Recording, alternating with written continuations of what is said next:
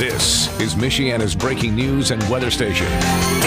MNC. On News Talk 95.3, 101.9 FM, and 1340 AM, your MNC Nation station. Good morning. It's Friday, November the 1st, 2024. I'm John Zimney in the MNC News Center. And the news getting started now with our top local stories on Michiana's Morning News. A 21-year-old U.S. Army specialist is now facing charges after a Hoosier Army sergeant from Ligonier was found dead in Missouri. If you've been following the story of Sergeant Sarah Roque, you probably have quite a few questions that have yet to be answered. The 23-year-old had been reported missing from Fort Leonard Wood on October 21st, and her body was later found in a dumpster on the property. Law enforcement officials have still not revealed how or why the woman was killed, but they have charged Wooster Rancy with murder and obstructing justice. Rancy and Roque had both been assigned to the 5th Engineer Battalion prior to her death. The Florida native is currently being held in pretrial confinement. Alyssa Foster, MNC News. A Benton Harbor man's in custody after a breaking and entering that left a woman dead. The Van Buren County Sheriff's Office was called around 5:15 yesterday morning, and when they got to the home, they found the woman who was unresponsive. Life-saving measures were tried to be taken to try to save her, but the 55-year-old Sister Lakes resident died at the scene. A suspect was taken into custody shortly afterward. We're waking up to cooler temperatures for your Friday. But that cool down is not supposed to last long. Greg Mello with the National Weather Service says temperatures will be chilly on Friday, but then they gradually warm up through the weekend. By Monday, we should have widespread upper 60s to mid 70s. And then they'll be in that temperature range for most of next week. John Herrick, Network Indiana. A heads up that NDOT is putting up lane closures on US 30 between Elm Road and 12th Road starting next Wednesday. The restrictions will be near State Road 331 while crews repair a culvert throughout the month of November. The ramps at the 331 interchange will stay open, but drivers will want to allow for extra time on that stretch of the highway. Turning to the health news file this morning, new statistics suggest that upwards of 3.2 million Michiganders may be getting their water from aquifers tainted with PFAS chemicals. That's a ratio of 1 in 3 residents, according to a new federal report highlighting the problems from household wells and polluting industrial sites. Bridge, Michigan reports the rate is among the highest in the U.S., which has roughly 95 million residents nationwide getting their water from PFAS-tainted sources. The report attributes the high rate in Michigan to the heavy presence of polluting industries in the state, but outside sources say that they're shocked by the high number. Michigan has 328 known or suspected PFAS contamination sites, and more of them are added to the list every week. Legislation to change that is under consideration. Tommy Lee, MNC News. And standing desks have gotten popular in recent years, but health experts now say they don't actually improve heart health. That's according to an Australian study that surveyed more than 80,000 people. It also found that standing all day may actually increase the risk of circulatory problems. On the other hand, sitting all day has been linked to obesity, diabetes, and cardiovascular diseases. Instead of committing to one or the other, doctors say just try to move more regularly. Standing desks are expected to be more than a $12.5 billion industry by 2032. Heather Starr, MNC News.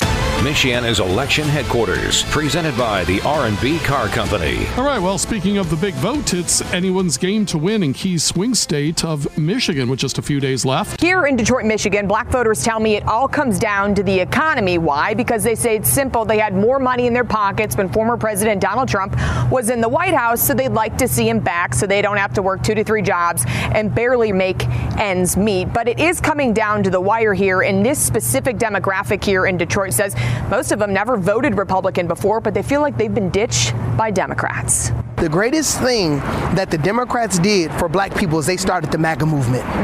Because of their failures, they're horrible. Look what they've done to our communities. Okay, so that's Pastor Lorenzo Sewell. His church is on the west side of Detroit. It's a neighborhood, he says, is in major decline, and it's not just on the west side, okay, but across the Motor City. And that's Fox's Alexis McAdams reporting. Meantime, many people around the country may be paying a close attention to how people vote in Vigo County, Indiana, in next week's election. That's because Vigo County has picked the winning candidate in all but 3 elections since 1888. Nowhere else in the country can claim that kind of record. Indiana State political science professor Matthew Bergbauer explains on Wish TV that the county has a diverse background of political beliefs. But he says ultimately it's just luck that Vigo County has a voting record it does. He predicts the county will lean towards Trump again this year.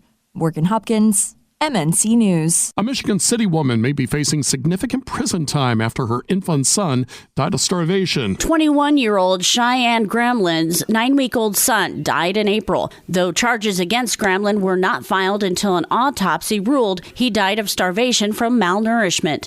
Gramlin reportedly told investigators that she had been diagnosed with a deficiency in her breast milk, and she said she had an appointment with a doctor to see about switching the infant to formula. However, she reportedly told investigators she waited over a week for the appointment rather than taking the baby to be seen by a doctor for earlier attention. Police say the child died soon after arriving at the hospital. Gramlin has been charged with neglect of a dependent causing death and could face anywhere from a 20 to 40-year sentence. Heather Starr, MNC News. A Niles man's been sentenced to 12 months to 5 years in prison after he pled guilty to possession of narcotics, possession of a firearm by a prohibited person, and maintaining a drug house. The incident happened in August in Niles, and prosecutors say 42-year-old Troyer Goodlow has been selling drugs since 2007. The prosecution now wrapping its case against Delphi murders suspect Richard Allen. The majority of Day 12 in Delphi was spent discussing prison phone calls Allen made last year to his wife and mother. Allen constantly talked of killing himself, killing Abigail Williams and Liberty German, and wanting everything to be over. At one point, Allen mentions that he intended to rape the girls, but a nearby van spooked him. The state claims that's information only the killer would know. The defense plans to question that van's owner and introduce their own phone calls where Allen denies involvement in the murders. Donnie Burgess, Network Indiana. Checking political news this morning, 3rd District Congressman Jim Banks introducing a bill that would roll back Biden-Harris policies that benefit migrants. He talks about how the bill would differ from the current temporary protected status policy. It also limits parole to 1,000 annually. Right now, the Biden administration they found a loophole in this law to grant parole to literally tens of thousands of these migrants that they've given TPS status to. He says his bill takes away the power of the president to grant permanent and temporary status to migrants and gives that power back to Congress, who then have to approve the TPS limits and the program on an annual basis. South Bend families are exploring what South Bend Community Schools have to offer at the district's annual Showcase of Schools. The event gives parents and students a chance to connect with teachers, principals, and community partners while learning about the district's academic, athletic, and extracurricular programs. The district also aims to address competition from charter and private schools working to keep students in the community. Morgan Hopkins, MNC News. And get ready for a time change this weekend. You might not like daylight saving time like this woman on Monument Circle. That's fine. I don't really care. I prefer it didn't do it at all. She's reacting to how this weekend your clocks will fall back an hour as daylight saving time comes to an end. State Representative Jerry Torr says there's something you need to remember. And by the way, the state cannot dictate the time zone. That's the U.S. Department of Transportation. He helped get daylight saving time legislation through the state legislature in 2005 because he says not being on it was hurting state commerce and costing businesses a lot of money.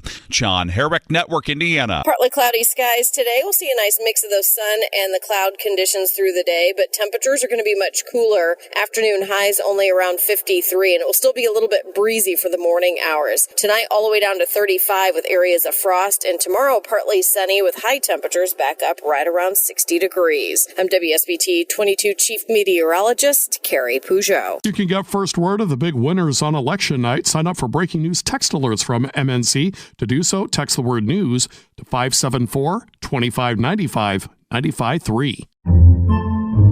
Podcasts by Federated Media.